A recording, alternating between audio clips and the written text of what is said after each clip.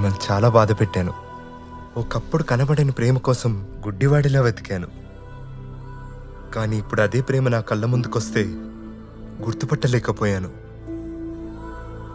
ఒక అమ్మాయి రోజు నా వెంట పడుతుంటే క్యారెక్టర్ లేదనుకున్నాను. కానీ తండ్రి ప్రేమ కోసం ప్రేమని త్యాగం చేసేంత గొప్ప క్యారెక్టర్ ఉందని అర్థం చేసుకోలేకపోయాను. మీలాంటి మంచి అమ్మాయిని నేను తిట్టాను, అవమానించాను, తప్పు చేశాను మీనాక్షి. నన్ను క్షమించు. మీరు నన్ను క్షమించమని అడగడం ఏంటండి?